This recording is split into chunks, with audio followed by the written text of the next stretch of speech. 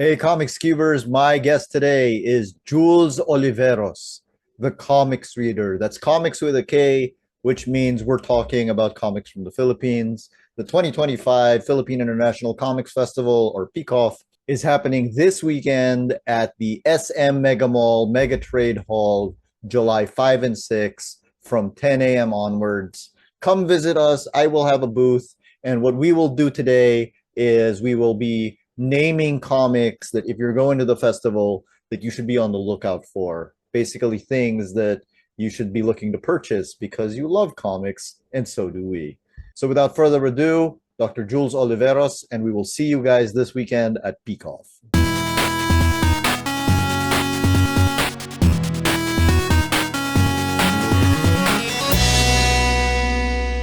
Welcome back, everyone, to the Comics Cube. I am quite happy to be joined today by Jules Oliveros, Dr. Jules Oliveros, the comics reader, comics with a K.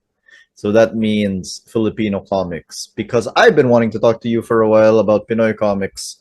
So, Jules, you know the first question I ask anyone who comes on the show, but I'll change it a little bit for you, Sure. which is why do you love comics with a C, as in the medium? And then why do Mm, you love comics with a K?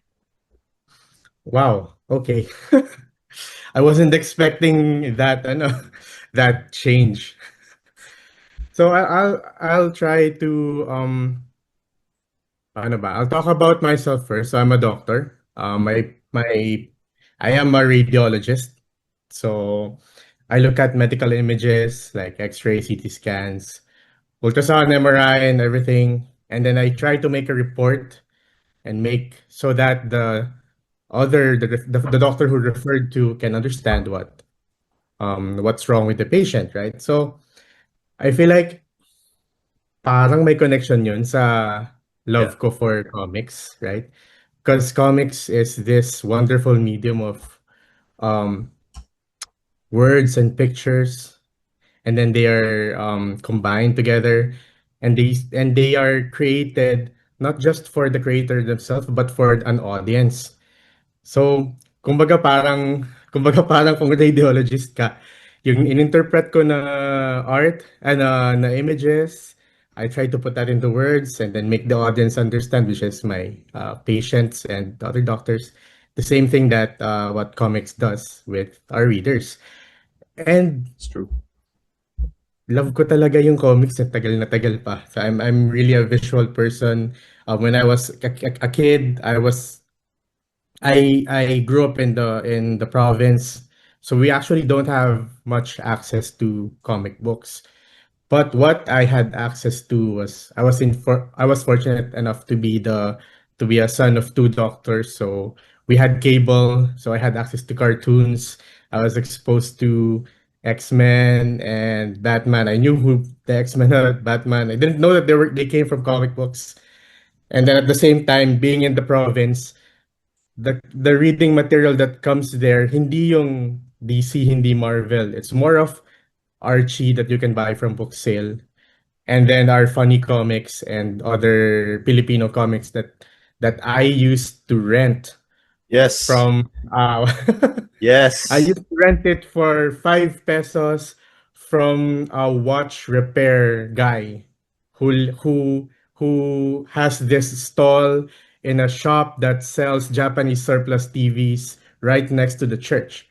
So that's where that's where I got my comic book fix back then. And during those times the stories that I got hooked to was Combatron, which was an homage of Mega Mega Man. Man and Pac-Man, Yeah. which were the stuff that I also played back then in my Nintendo and stuff like that. So really, that's where my love for the medium came from. And then when it comes to comics with a K, so just more background. That was my first exposure to comics, the funny comics, the Combatron, the Filipino comics. The horror comics from those Filipino comics were so visceral and so good to read. And then after that, from the province, I went to Manila. So when I got to Manila in high school, the first thing that I was exposed to was Image Comics because Mm, that time Spawn was showing. And then yeah. when I learned that the movie Spawn came from a comic book, I went to Comic Odyssey at SM North, and then SM I got North Comic Odyssey, old yes, school. yes, SM North, old school man. That's where I bought Spawn.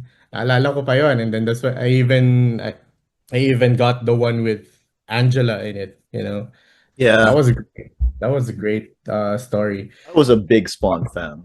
Yeah, yeah, I was a big Yeah. Spawn fan. And then the first real comics with the K that I got really hooked with is Wasted By with Vanilla. Jerry. Yes, that's the first thing that I got, and I really clutched onto that because that time when I read that, I discovered that I was going through a breakup. You know, if you're going through a breakup, and if you read Wasted, you will relate, like super relate to whatever's inside that comic book. You ever read And Blankets by Craig Thompson? I read Blankets, but I read Blankets just recently when I was already working and I had, money to buy those big graphic novels. I read that when it came out after my first breakup. I And at the time, I was like, this is the greatest book ever. know, I know. Um, well, it's still one of the greatest books ever, right? I mean, Yes, well, I know, but because of what I was going through, I was convinced it was the greatest book the greatest ever. book ever. Yeah. But anyway, so after Wasted Comics, the next one that that I got really addicted to was Culture Crash back in Culture Crash Comics. So parang my mind was blown noon kasi parang it it it looks like anime. It looks Mhm. like a manga. It has color. Manga did not have color that time, so it has color, and the way that it's colored is like Western style coloring. And then the stories are in Filipino. It's set in the language is in Filipino. The setting is in the Philippines. So parang mind blown. Pwede pala to. so so I guess that's where my love for the comics with K really started, and after that I went to the conventions. I mean, the first convention that I went to was the one that Culture Crash sponsored, the C3 Con. Okay. I think there were about two C3 cons that predated the first Comic Con in Bahay ng Alumni. So I was there also in the first Comic Con at the Bahay ng Alumni. Funny story back then, I went so early to the venue that I was actually able to get into as a crew because I went through the back bahay ng alumni, and then I went inside and then there's nothing happening inside. Already people were just setting up. I went straight to the Culture Crash crew and met up with the people there. It's like, oh, anong ginagawa mo dito? Hindi pa tayo bukas. Sorry man, it was open there at the back. So, You didn't even know, no? Like, you didn't even know na- you were sneaking in. I know I didn't. I thought I can just go Wala, in bukas there. eh. Ay, bukas eh, papasok ako, di ba? Ganun talaga eh. Yeah. So, The syempre, same thing happens to me at rock events because of the oh yeah, hair. yeah, yeah. People are like, "Oh, sige, banda yan." I'm not.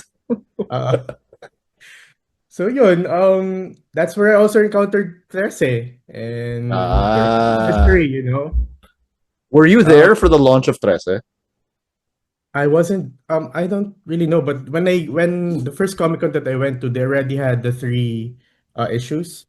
Oh, okay. The third issue is the one with the Darna homage, the Yeah. Darna, yeah, that time. So I That's was the one that already, really took off, no? yeah, yeah. It's where other creators said, "I wish I thought about what you wrote." That's what. Yeah. I mean, it really was parang deconstruction and then plot twist na whatever, parang ginulo niya yung buong Darna na Yeah, Darna na you could really see Budget's influences. He wears it on his sleeve. yeah, yeah, he does. Yun nga eh, parang I remember your what do you call that, your was that the forward for Trece 8? Yeah. when you said that the Trece is a superhero comic. Yeah. So I firmly believe that Trece is a superhero comic. Just infused with a lot of mythology and mystery and war and whatever stuff, but it's superhero. I just think that if you wear the same thing all the time, you're wearing a costume. Yeah, and if your costume is iconic enough that you can recognize it with the silhouette, with just the silhouette of the buttons like that, Then you're that's a probably a superhero. definitely. Yeah, you're probably a superhero. But that's great. Like, when did you start the comics reader? I started the comics reader just after the pandemic. Was it because of the During pandemic? actually during the pandemic pala, sorry. That's when I started the comics reader.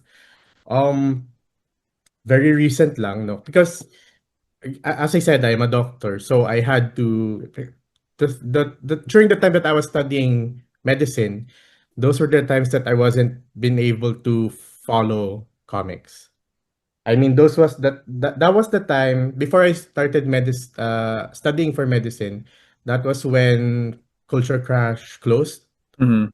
and then that was also nawala na ako ng sinusundan na consistent na comic series na Filipino. And then at the same time, yun din yung time na that's 2010 eh, yun yung Yeah. start eh. Yun din yung time na parang almost hiatus na yung 13 where One of a few hiatuses. yeah, I know. Sorry, Budge, if you're watching.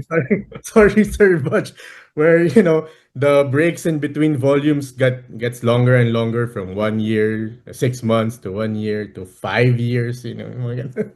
You So can tell what happened there. He moved. He had a yeah, he kid. moved.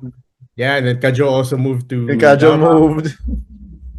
So, so yon parang hindi yung time na hindi na ako nakasunod sa comics. And then the pandemic happened. I'm stuck at home. I discovered online shopping, and I discovered that Comiket was making all of these comics.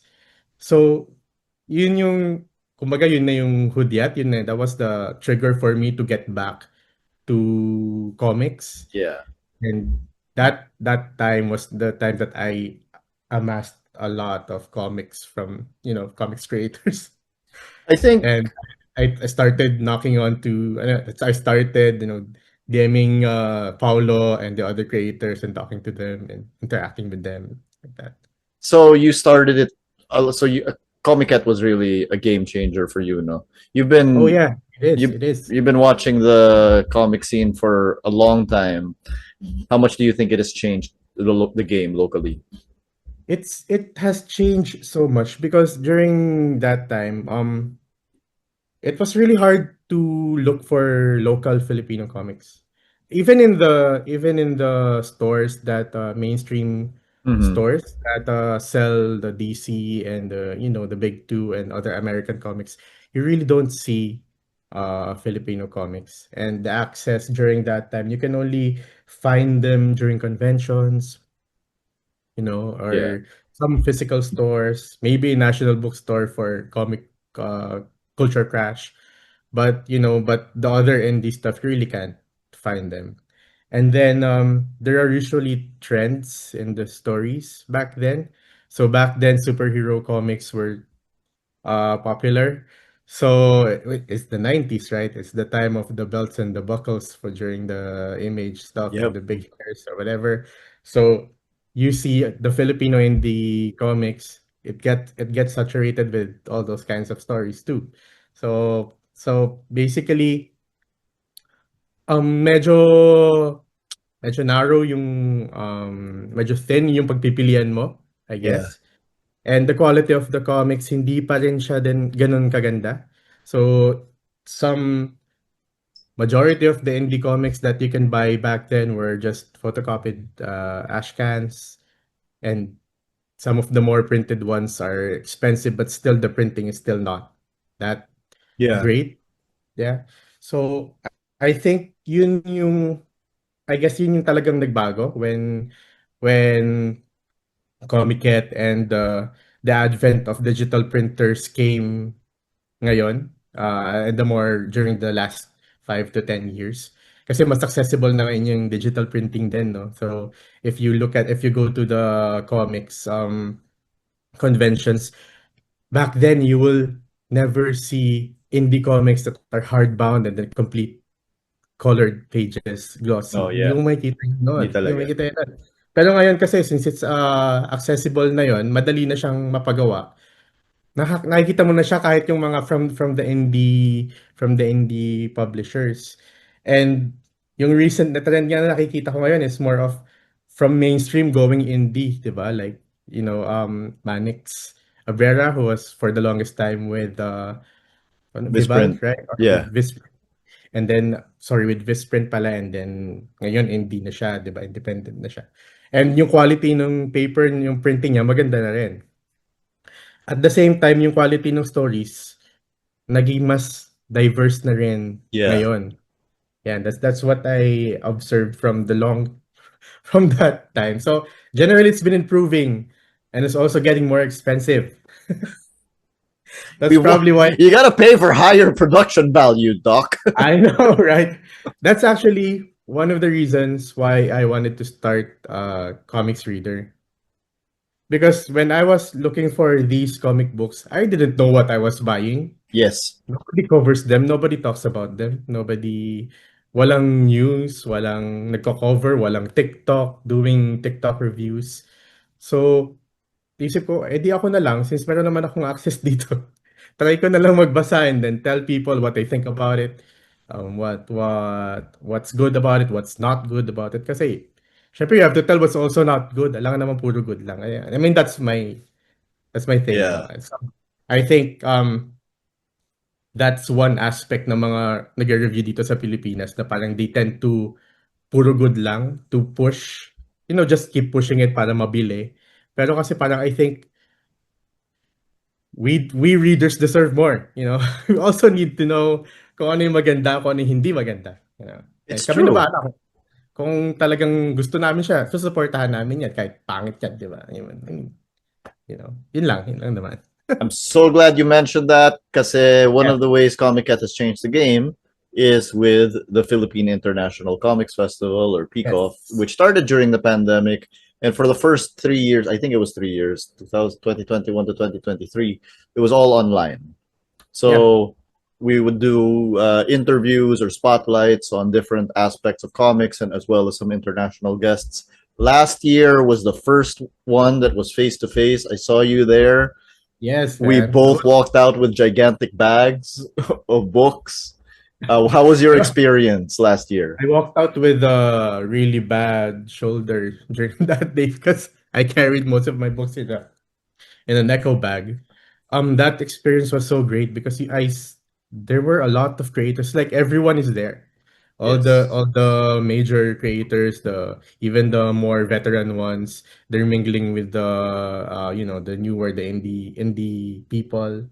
And then I was so glad to see the Southeast Asian creators because we rarely see those kinds of stories or stories from that part of the globe, right? I mean, we see European comics more, I guess, these times, and then the Americans, you know, Yeah. but And the of other course, Asian Japan. and Japan with manga, but for other Asian stories, we rarely see that.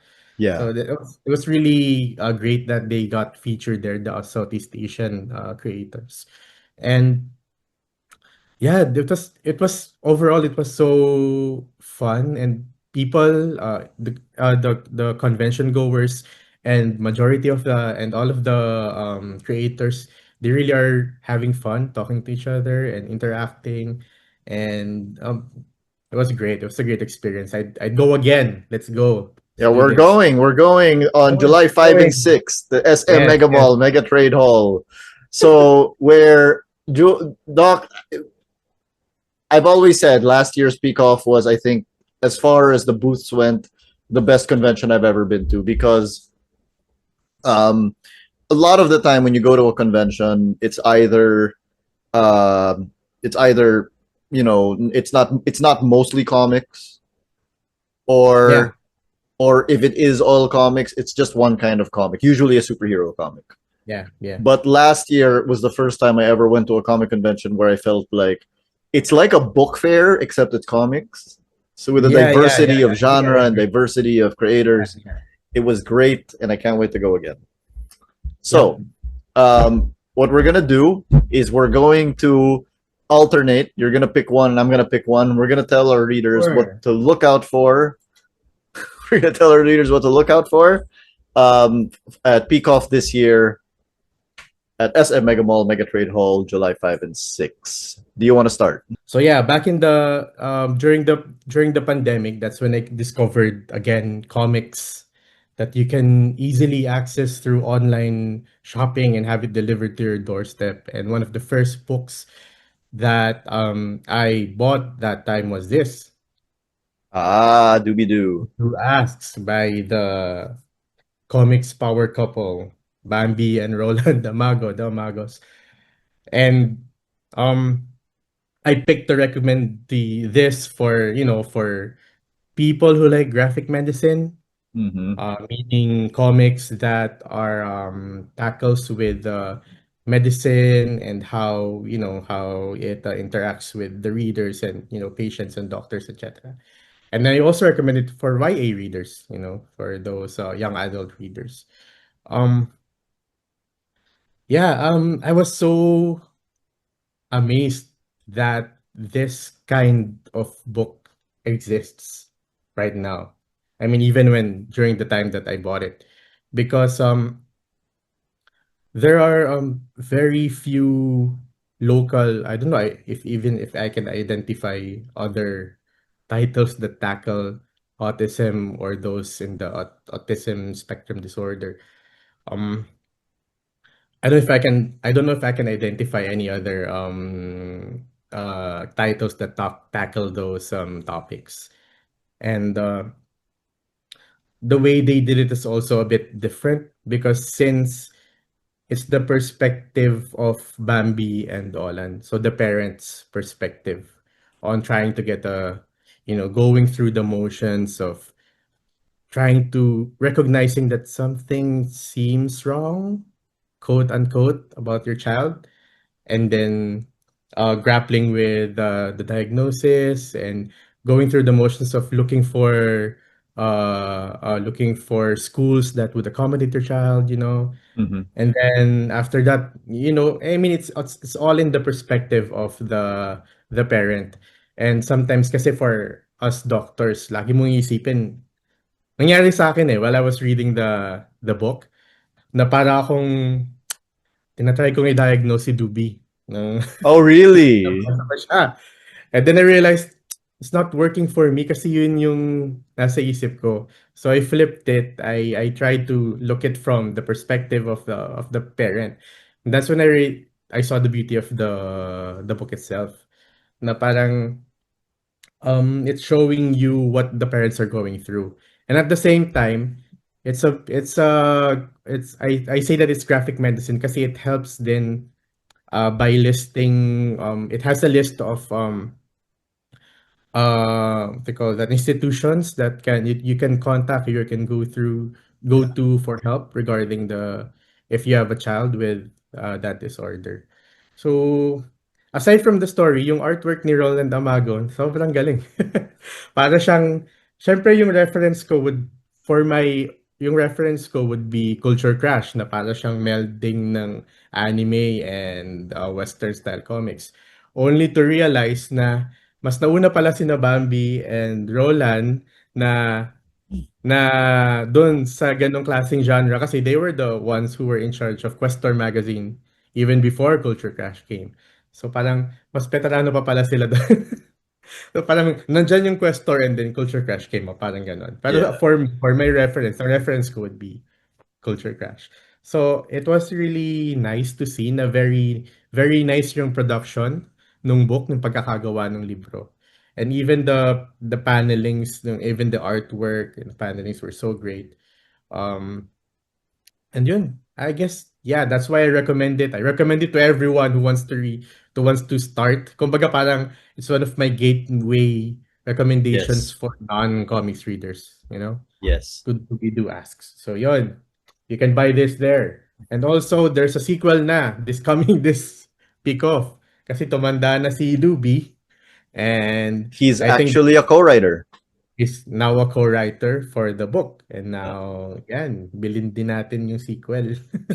It's coming PICOF. I'm going to show some extra love to the Amagos because I do love this couple.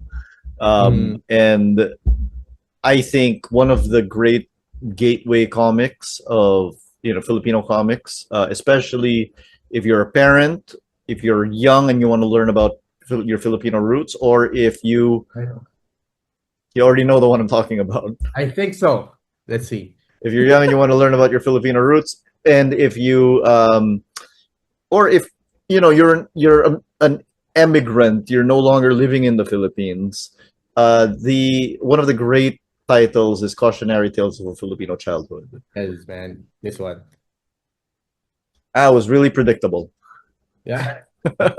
So basically, what Cautionary Tales of a Filipino Childhood is it's a lola basically telling kids the ghost stories of her youth. Just like we were told ghost stories. I'm assuming you got more of it than I did growing up in the province. Yep. We Um, did. But we didn't have a Lola before. But this guy. and it's ghost stories are a Filipino tradition, whether or not you believe in them.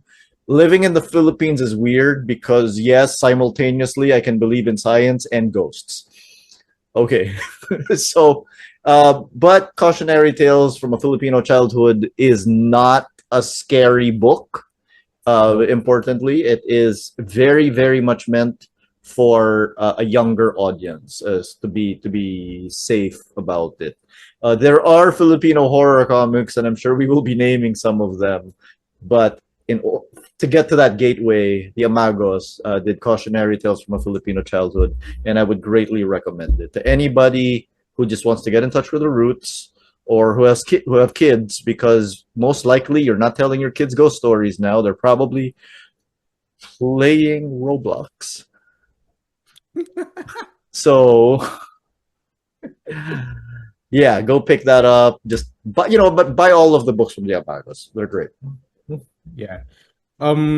Just just in addition to that, if you're part of the diaspora, there are actually some companies there based in California that are writing about all of these stuff.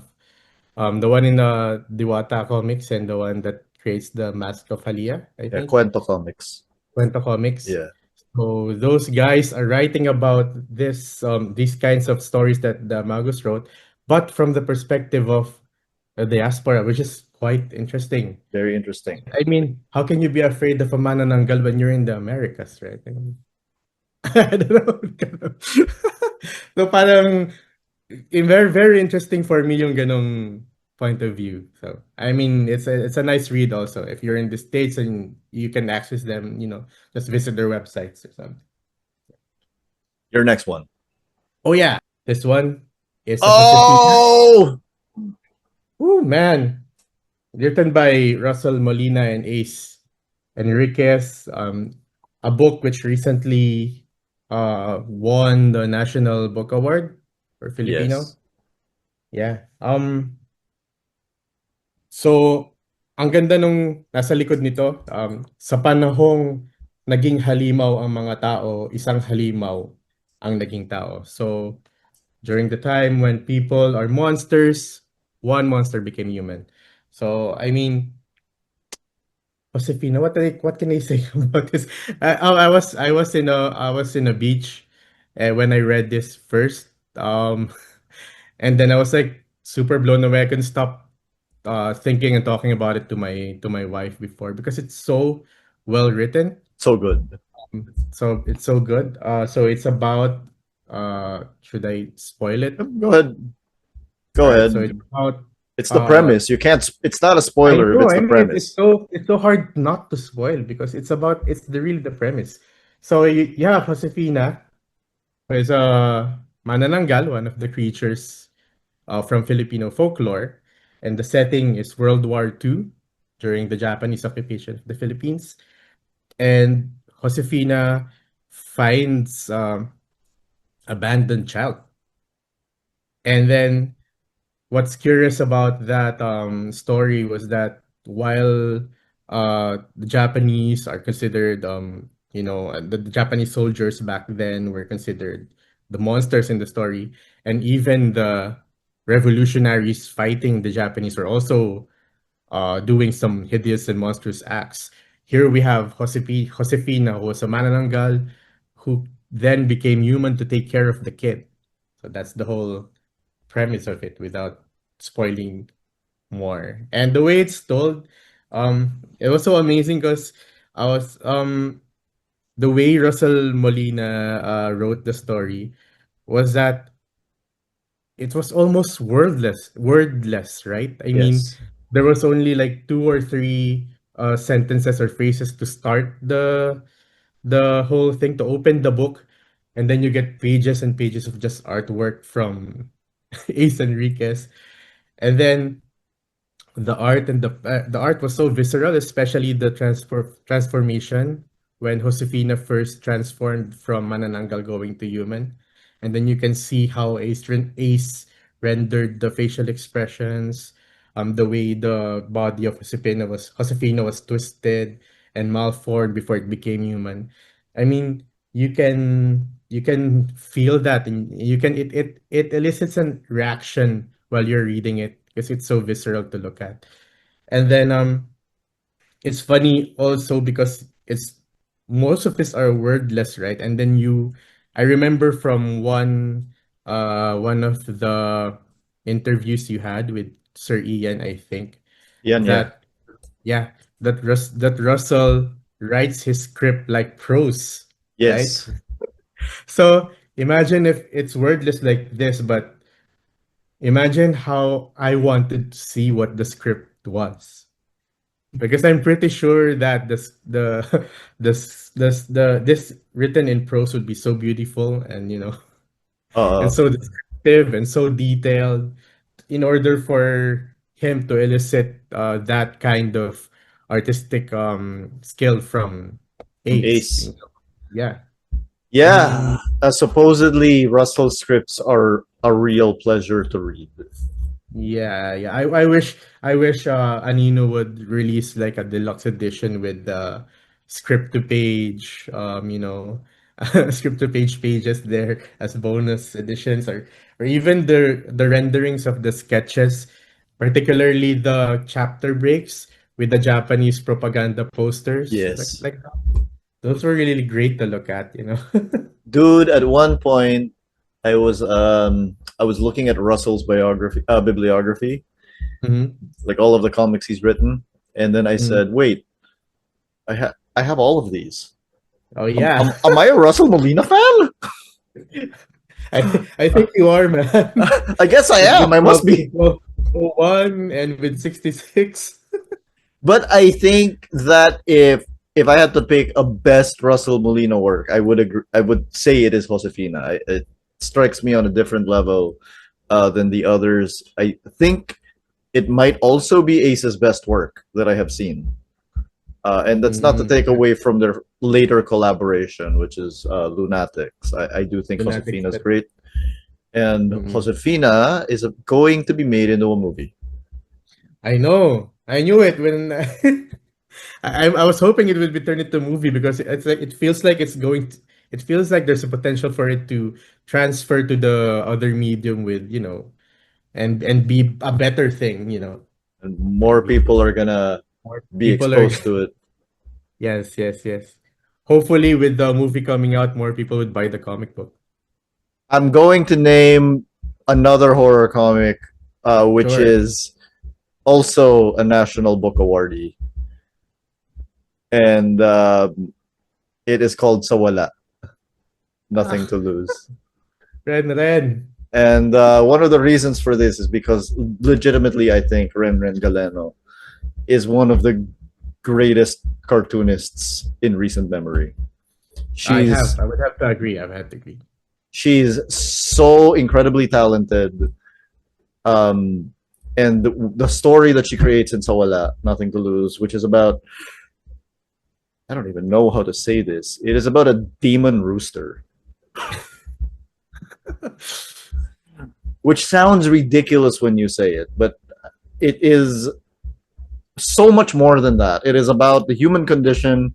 It is about how greed can take over, how things can ruin a family or personal dynamics, what we really value, and impressively, so much of the book is silent, Yeah, much it like is. Josefina. Yeah, yeah. Although in this case, I do think it's funny because I did ask Ren Ren why so much of the book is silent, and her answer was, "I just didn't want to write words." Words.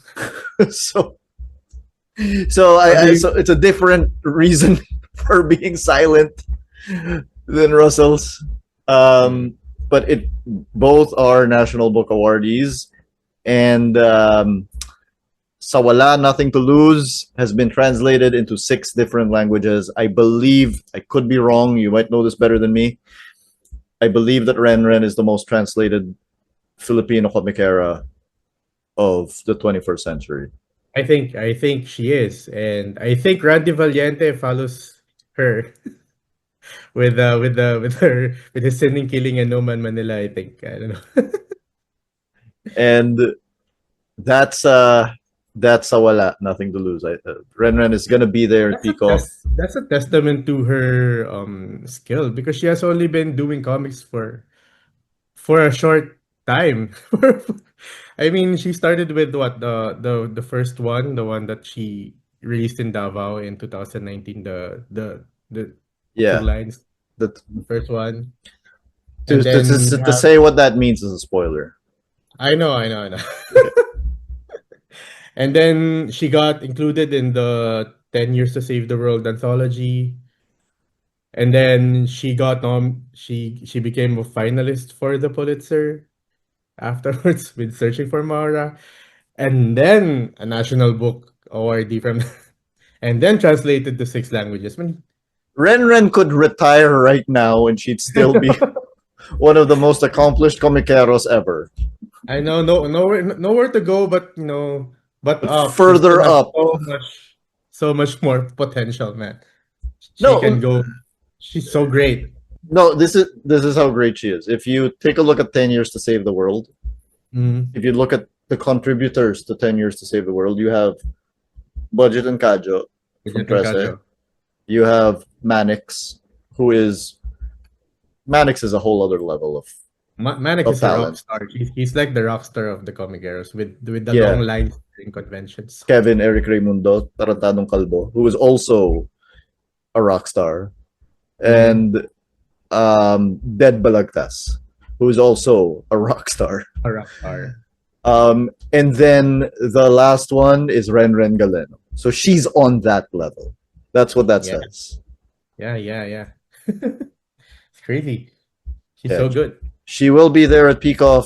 So everybody get your demon chicken Demon books. Rooster. If you want your Demon Rooster fix, you can go to PICOF and get it there from Ren. Jules, how crazy is it? The two of the greatest Filipino comics ever have chickens in them.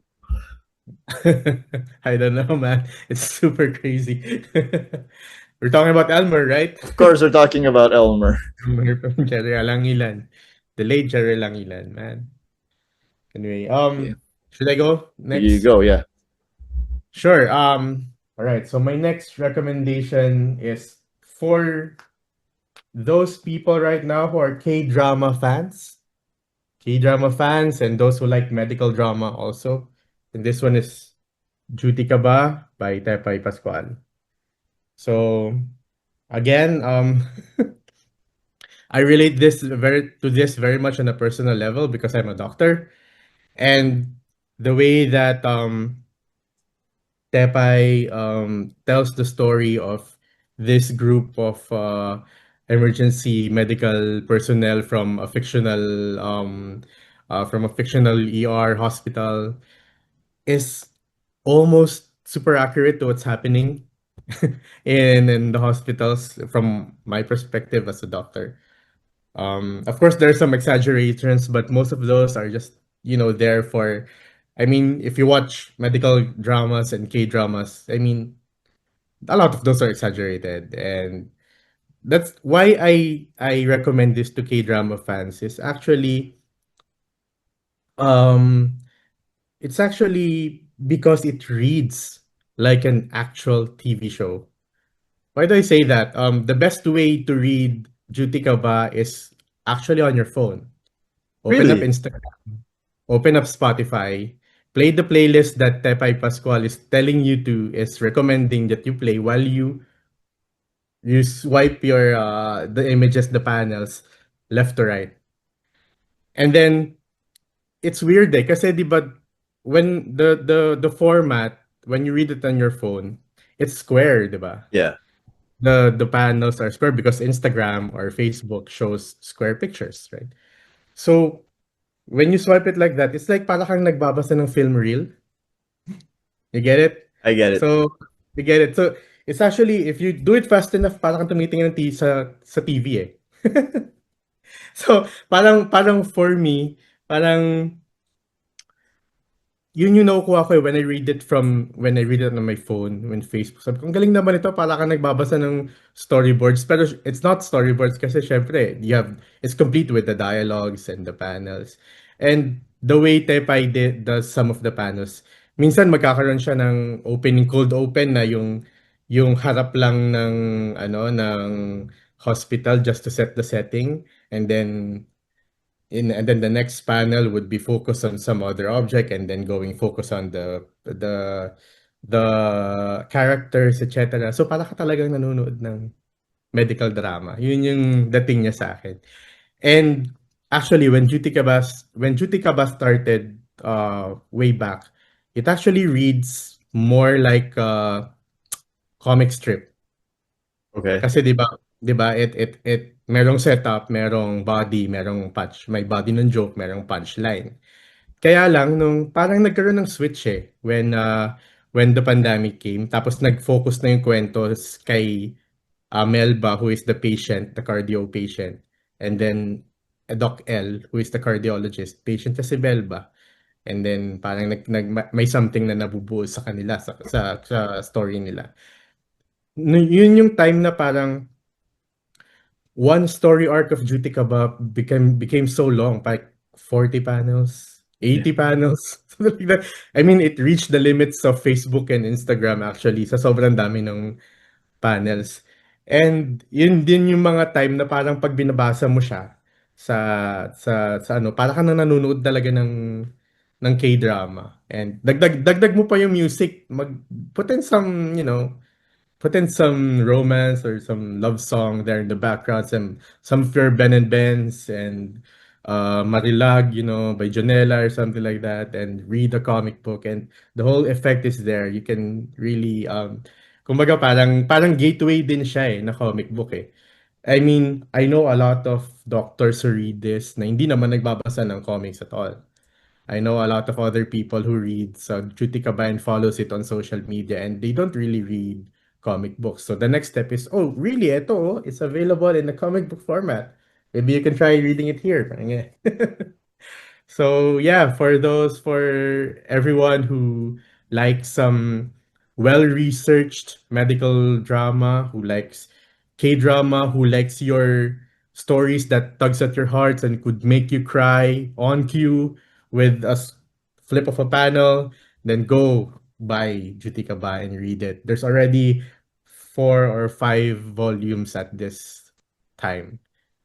Yeah, and I think their latest story arc has just wrapped up last night. The one That's with Nurse, nice. yeah, the Yeah. one with Nurse G and Doc Jason. Yeah, I've noticed that you have named two things that tie to yeah, your sure. being a doctor. Yeah, it does. I mean, comics. If you love comics, you gravitate toward those that you can really relate to, right? And Yes. actually, we doctors have been don't have really nice representations in the TV series. Most of the time, you get it, right? You get it, especially in the Filipino teleseries. The That's way doctors are because that's depicted. because if you were good at your jobs, no one would die. I yeah, remember? And also, most of these TV shows that you see that depicts doctors, they're not well researched. Of course they're not. I think most of them don't even have doctor consultants on board of in their production, right? And then it's so refreshing to see these kinds of stories, Doobie Doo and Chutikaba, that I can verify as a doctor that whatever is in there that's medicine related, it's good. It's been vetted, it's verified. You can look it up in a book, and what you'll see is there.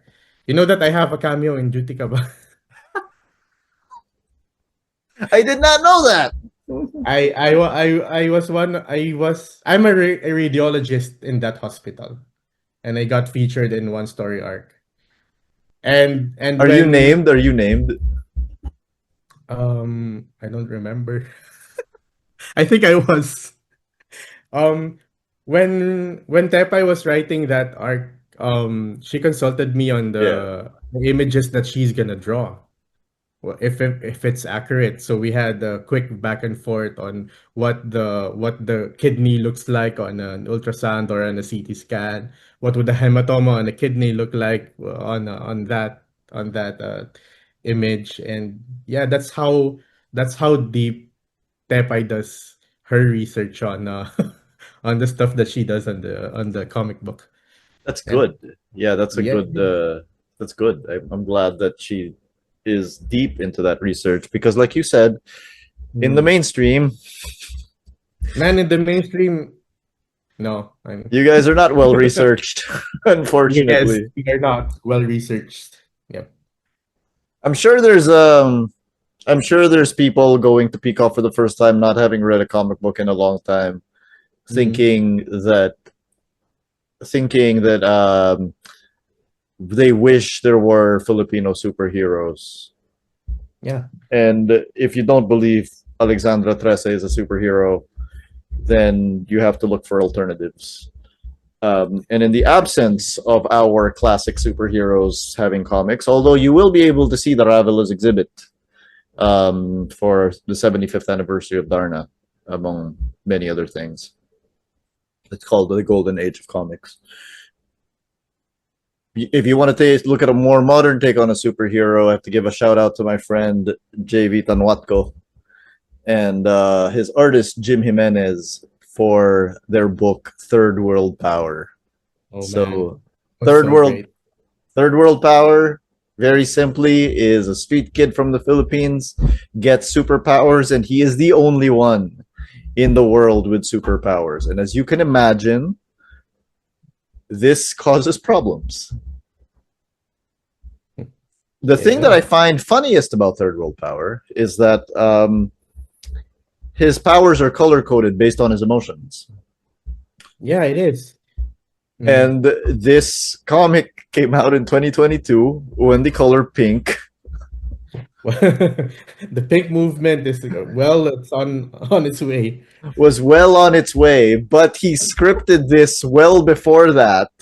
Oh, So really? nagkataon lang. Kataon lang talaga yon. Nagkataon lang. It was so because the what pink was chosen as the color for Lenny what in November that year or something? The During her when campaign she decided to to run, run. right? That's Right. when it was ano, That was really pink. like just February, Yeah, right yeah. around that time. Just before the campaign. But at that point, the comic was already being drawn. so Ah, so it was completely accidental. So I thought that was really funny. But that if you was want funny. a different take on superheroes, because you can always say like, oh, here's a different take on superheroes. They're dark now, and they're all very influenced by Watchmen and Mm, all of the other stuff that was influenced by Watchmen and Dark Knight Returns. But you've never seen it in a Filipino context.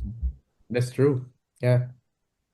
And if you would like to see it in a Filipino context, then Third World Power by J.V. Tanwatko and Jim Jimenez, which is one of the original 10 PICOF selections, Mm. then that's the comic for you. There was I remember when you're talking about the powers, there's some really cool thing that happened there in the story where his power changed. Right? It was Yeah. color coded emotions, right? His power changed until it became a force of healing from a force of violence, right? By the time the movie ends. And these are the types of things that actually you can notice in comic books, in comics as a medium. Sometimes these kinds of color coding, these kinds of effects, you don't it gets lost if it's in a movie or if it's in a Yeah. you know but if it's presented in the comic book, these are the types of stories that really work well with the medium itself. Because So in a movie, you might not even register that they're different colors. yeah, you might not, unless you're one of those critics who really look at frames, and then really look at those stuff. But here in comic books, even your eyes are led by the panels and by the artwork themselves, right? So, mm, And you yeah, flip it. You can flip and back and forth. you can flip back and forth. Yeah. Yeah. Hi. So next, you have already mentioned Alan Dahl before, right? So there's this funny thing in Facebook, if you're in the if you're following a lot of comics people, that every time somebody says that comics is dead, it trends a lot. Like people who say, "No, it's not dead. Ganito, ganyan. There's still a just change or whatever." And it's mainly because the stuff, the comics that they were looking for are the ones back in the 1970s, the Yes. 1990s, and they look so distinct and they look so different, even and so widespread that for sure there are a lot of those people who thinks that comics is dead, that are looking for that nostalgia even until now. Yeah. So for those people, I recommend to you two things. One is the one that Dewey said before, which is Alandal, which has Alex Nino in it. But you're right. When you were talking about it before the start of the recording, that maybe this is more for the Americans. Well, Yeah. it's a good thing. It's a good question because Alex is very famous among a certain group of American comics readers. Mm, I see, I see. Yeah, slightly So, older than me group of American yeah. comics readers. But still those fans who are aware of the Filipino invasion back in the 1970s, right? Tama ba? Yes, yes. Right. So yeah, so aside from Alandal, I would also want to recommend um this book called Sampan Lady. So Mm-hmm. it's actually a collection of a book by Vic Poblete and Steve Gann. Steve Gann being the creator of what's his character that he created? Star Lord, Our Lord from the Guardians of the Galaxy, right? also the co-creator of Panday. And co-creator of Panday. So yeah, actually, Sampan Lady is about this girl, Chinese woman who became a pirate, and you follow their adventures and the whole thing, and then there's lots of piracy, there's lots of action, sword fights, and etc. etc. So what I really like about this is only a few of the artwork were restored, Yeah, and actually some of the pages here are directly from reproduced from actual comics, just a little bit cleaned up. yes, So those who are really looking for that nostalgia hit of how of you see misregisters of of color bleeds, you see some artwork that look a little bit funky or weird, but or you see the usual four color style of coloring from way back then. You could see it all that, and it's printed in a really nice matte paper and uh, produced very well. It's in hardcover, and the story is complete. Tapusan siya. And I know that a lot of those people looking for those kinds of story prefer to read those tapusan Yeah. style of comics where the story is complete. Because back then, I mean, for our viewers who don't know about it, back then the comics that were released were weekly, and they're usually anthologies. So 4 pages, there's an opening, and then there's a cliffhanger, and then the next is it would be on the next issue, which would be next week. So a lot of these stories were not even finished. Depends on the availability of the writer or the artist. But this one, Sampan Lady, is one of those stories that were finished from start to end. It's all neatly bound in this very cool looking hardcover reproduction from Filipino Comics. I have a few things I want to say about both books. One is Sampan Lady goes to show how well you can reproduce old comics, Yes, yeah. which if you've ever tried reading an old reprint from DC and Marvel and think that the remastering is horrible, it's because it is. They actually don't do a good job of it because every other like if Filipino comics can do it with Sampan Lady, your DC and Marvel guys can do it. They just don't. They just don't do it. I those are shots fired. Okay. For Alandal, Uh, it should be noted this is Alex Nino's last book. He's not dead, he just won't make comics anymore. yep. And Jay Ignacio's first comic. Jay is notable this weekend at PICOF because he is also the director for the new documentary Comics with a K, Hey. which will be shown on July 4th and July 6th. There's two showings on both days. So go check that out. I've been meaning to reread that book because since I read it, I got into I got into a new relationship. Mm. And my girlfriend is Tausog. Ah, So I feel like I would cool. appreciate it more. Yeah. Yeah. Yeah. So for those who don't know, Tausog is literally translates to people of the current, and they are a warrior race of the Philippines. Yeah, and if they want to know more about Alandal, I mean, you have an interview with Jay, right, about the comic book from before. I do Yeah, and have I an also have a review of that in my website, so you can check those out for everyone there. and notable also because it is landscape format, Yeah, so you get a full landscape view. format, and then you get a cover that connects to the back cover on all sides of the cover. That's crazy, Alex It's Nino. It's crazy, crazy. Alex. I want to give some love. So my next pick, I do want to give some love to the fact that this is the Philippine International Comics Festival. So it should be noted that we have international delegates coming from all over the world and mostly from Southeast Asia. I just featured this woman recently on my show, um, a very young Eisner Award winner named Erica Eng, who did a comic called Fried Rice. So basically, Fried Rice is about a girl named Min who got rejected from art school in the States. It mirrors Erica's journey, where she got rejected from art school in the States, and 4 years later won an Eisner. So sometimes getting rejected from art school is actually best for you guys. So you never know how your dreams are gonna play out, but they end up playing out anyway if you have the strength of character to follow through on these things.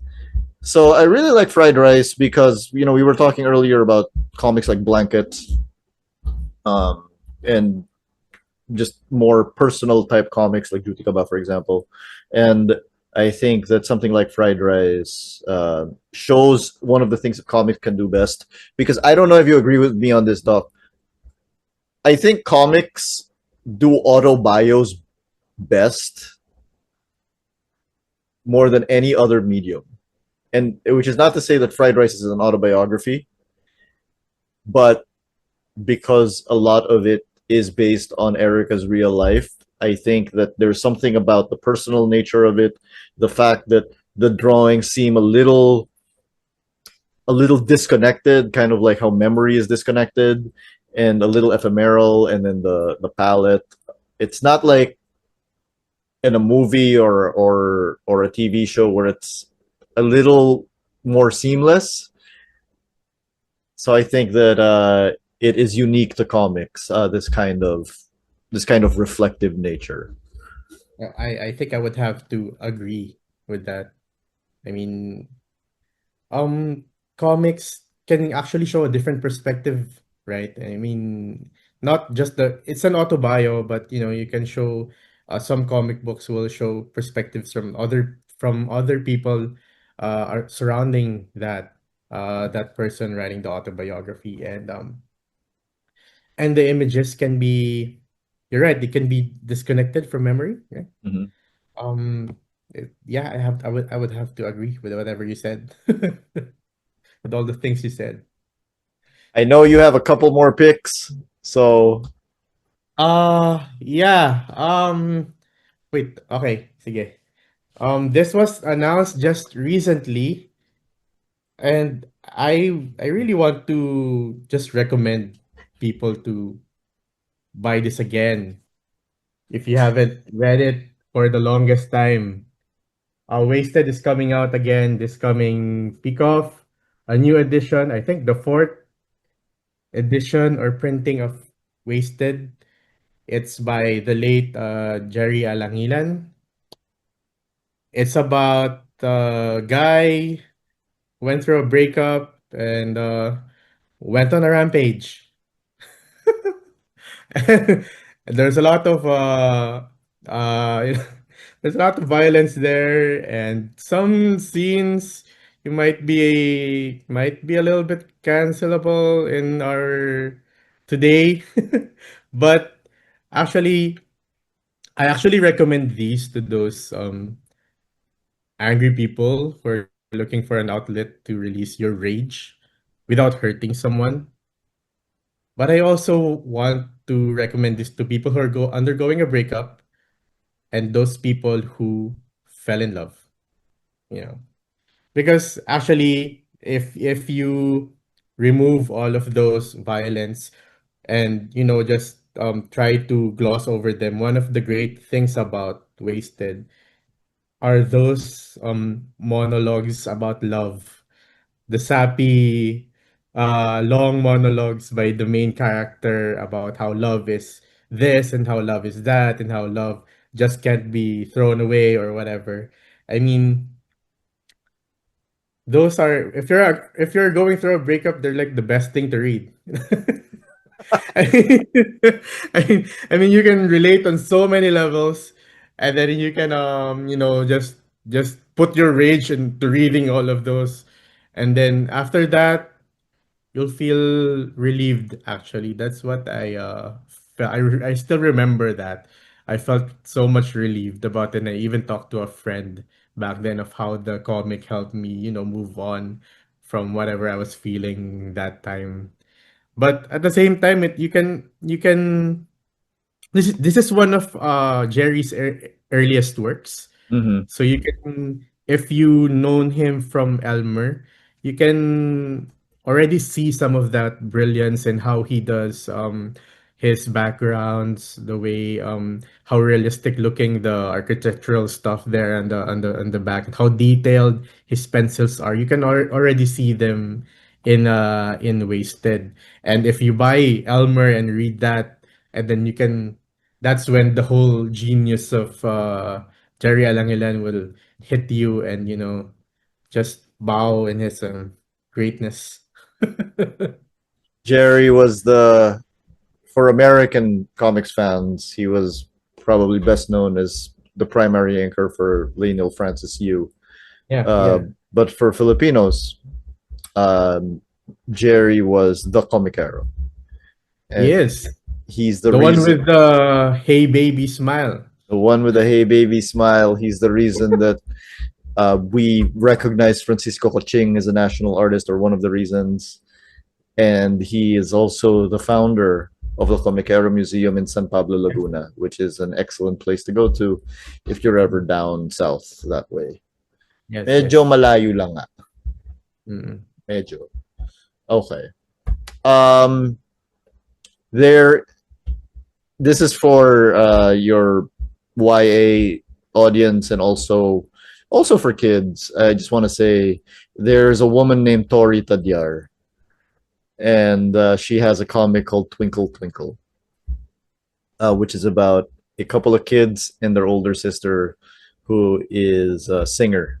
So it's a period piece, and but there is a catch, and I'll just say that at one point when I was interviewing Tori about it, I was so convinced of it. I said, "Were you influenced by Avatar: The Last Airbender?"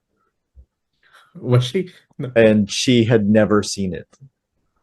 So, but that's the vibes that it gave me. Very Yeah. specifically, an episode near the end of season one.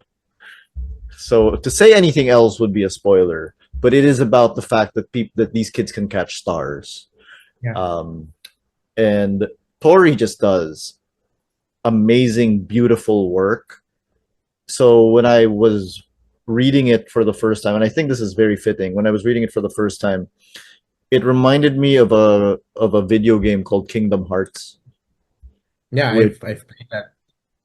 Kingdom Hearts is a mixture of Final Fantasy and Disney, which I find appropriate because at some point last year or 2 years ago, Tori was contracted by Disney Books to create a line of graphic novels for kids. The first of which I believe will be released in September, called Illustra Daybreaker. So congratulations to Tori. I don't think she'll be at PICOF, but if she, her books will be sold by Comicat, so you guys can go find it there. What I loved about Tori was that she, when I was reading Sagala, with her initial Yeah, work, I felt like I was watching a Disney animator render some faces. You know how she renders her facial expressions, yeah. the way even the eyes are so big they look like they're from Disney princesses, right? And I think it's from I remember one PICOF panel way back. I think it's one of the online PICOFs where Tori talked about Sagala and Twinkle Twinkle. That she was influenced by Witch, the comic book. Yeah. And my sister actually had had most of those stuff, and I do recognize that kind of artwork in how in what she did with Sagala and Twinkle Twinkle. Yeah, so it's like she really can render she really can render characters like they're about to move, you know. That's how she does really well. Dude, virtually every, well, not every, a lot of the Filipina comiceras that I interview of a certain age all Mm. name Witch as a big influence, which makes me, when I've Have you never read even Witch, read the window? I've never read That's Witch, and I'm like, I know I saw it at a grocery store and stuff at some point back when it was coming out, but now I'm thinking, like, is this just like one of the greatest, most influential comics ever, and I know nothing about it? maybe it's really just about accessibility and it was all because I remember during that time witches everywhere. You can see it in National Bookstore, groceries, Uh-huh. and even in 7-Eleven or something like that. Maybe it really is just distribution, dude. And But is access. it like so good that it was just influencing everyone? Um, I don't know where my copies are, but I'm missing copies, but they're there somewhere. But I guess if you were the target market during that time that it was releasing, you would really I mean it's about friendship. It's about a group of friends, I mean girls who have different powers, witch powers like that. So it's very girl power type of comic book. Well, you know, one And of the greatest mangas of all time is Sailor Moon. yeah, exactly, right? So, So yeah, I think there really is something there, with Witch.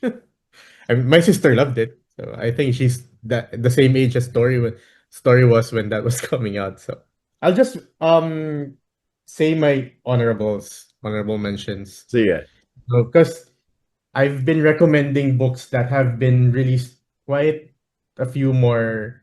Well, there are more mainstream than others. So I think I wanna recommend some indies, quote yeah, unquote. Yeah. So I guess one of these indies that I want to recommend is this one. It's called Maharlika by yes, uh, Rexy Dorado and John Ray. This one is so current. It's sci-fi, right? But it's also alternate history. So it's set during a time when fictional time when the Filipinos beat the Spaniards, and then fast forward to modern time, the Filipinos are once again a colony of Korea, right? So and then it's science fiction, and it's just nice to see science fiction done well, you yeah, know. And its artwork are influenced by manga. Actually, some of the pages look like it got ripped off from Akira, you know. I mean, that's how I see some of the pages there. And yeah, I just want to recommend this for everyone, especially with the second volume releasing this coming PICOF also. Yeah, and then aside from this, just some quick recommendations. If you're looking for this one is an older indie title. If you're looking for epic Filipino fantasy, look for John Zomar's Digmaang Saling Lahi, or I think he has an English translation of this already. This is one of the longest comic series. I mean, the first issues of Digmaang Salinlahi were coming out at the same time as Culture Crush Comics, and it's still ongoing until now. So yeah, if you like sword and sorcery, epic stories set during pre-colonial times in the Philippines. I mean, that if that's your jam, then go ahead, go support John. And what else? Lastly, no, okay, second to the last. This one I just reviewed recently in the Jaws of Saint Camillus. yeah. So it's how do I say, it's a mystery. To say it's a mystery, it tells the story of in the island of Saint Camillus. There's a funeral director there, and then a priest comes, the other character, and then it's so hard to describe without spoiling stuff. So The eternal let's frustration. just say that there are depictions of manipulations of power, and it's depicted as reptiles, you know. One of the characters depicted as a crocodile, the other is depicted as a snake. There's even a minor character there depicted as a small what do you call a gecko. So and then yeah, there's a mystery because there's a recent series of deaths, and then they're trying to find out what happened, you know. But yeah, it's more of to to to really appreciate it is to really read it and experience the journey, you know, of reading it. It's one of those really things. This new creators that I really like. I'm really blown away by their talent. This is Yeah, TV, and even her new title, the Dr. Limos Plays God, is about AI, artificial intelligence, and you can see it. You can check it out in their online shop, and it's really great. Um, yeah. What else? Honorable mentions. Yes, if well, you like Final Fantasy and rock metal, anything that metal and action, RPGs, Godheart. Oh my God, There by are God. few, there are few, if any, local comics that look as good as Godhark. Yes, yeah, it's probably one of the best looking comics out there. I mean, if you're looking for something that is so ready to be in the same shelves as the American or the Western European comic books, this one is it. In terms Yes, of art wise and production values, it's really God heart. production Um, value. Yeah, Godhark looks amazing, dude. There's so many more that we haven't named. I Of know. of course, there's the entire. Obviously, there's the entire Tressa series. I Uh, didn't even want to recommend Trece yet. I mean, what's that? Sorry, there, sir, but there's Jerry's other works such as yeah, Elmer. There's Katrina Olan and Paul Medallas Tablay. yes. Uh, And shout out to McCoy and RD for School Run, right? Which Paul Gravett says is one of those books that he thinks will do good out there in the international global comics world. and I gotta give a shout out to I talk about this person a lot. Dead Balagtas, who Yeah. won't be there at PICOF, but I legitimately do think that she's one of the best comics creators ever. Yeah, and we didn't even tackle the comic strips collections like Skite and Multoserie. Uh, Yeah. No, the new book. even There's a new Tarantadong Paul Medina Kalbo, book. which Yeah, is yeah. Paul No, Medina is coming up with his 34th collection this coming peak off. of I think. of Pugad Pugad Baboy. Baboy. And you will see things like comic karaoke, comicero karaoke at PICOF. I think Tratado Calvo stuff is very interesting because um, it's so of the moment that It reading it is. later is weird. You'd actually have to think back or do some research on what happened during that time and what is this referring to. It's like I think Rob Cham hit it on the head on his foreword when he said that the TK books are like time capsules. You They know, are. they are. But they're really good. I mean, TK's process is so deliberate Yeah. when all of his lines in his artwork, they're so deliberate and so thought of. Not a single line is wasted. Not a single line is wasted. I mean, all of those have meaning for sure. I just want to point out the books that will be released by PICOF this year. Uh, so officially by PICOF, but of course there will be other books being released by other authors under their own banner. But PICOF Mhm. specifically is releasing the following books: a couple series between Two Bisaya Men by Najenso, No Man Manila by Randy Valiente. Is that just a translation of Sining Kiling? No, no. No, No it's Man new. Manila.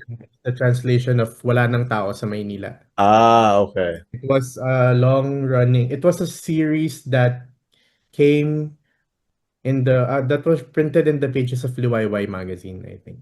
Okay. Madaling Pagkonsumo by Mio Dagsaan. Wasted by Jerry Alangilan, Yeah. which you mentioned. Bakokak, also by Jerry and Kevin Ray Valentino. Blight by Yuri Pinzon. I'm actually really looking forward to that because Yuri had a story in last year's anthology that I thought was really good. Mm. So I'm really looking forward to seeing what Yuri does. And Cat Cafeteria by Arlie Pagaduan. And for single issues, there is Doobie Doo 2 by Bambi Roland and Jack Amago, which we named. Hiraya 2 by Fred Cabredo. Book of Creation Chapter 1 by Paulo Heras, the big boss of Actually Comiket. interesting. Was that? I feel that I'm interested in that book. I want to check that out. Book I of am Creation. too. By Raymark Masangkay, BK Peña, and Borg Sinaban. Strike the Spark Preview by Maria Maranan. The Dungeon Chapter 1 by Kurt Arzaga.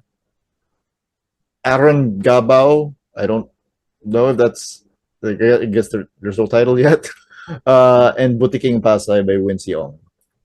So, Yeah. looking forward to seeing you at PICOF. Yeah, And man. yeah, I will have a booth, so drop by. We can do a hey. So what have you got so far in your loot bag? Sure. No problem, man. I'll see you I'll there. I'll be doing live streams during the show. I'll see you there, Doc.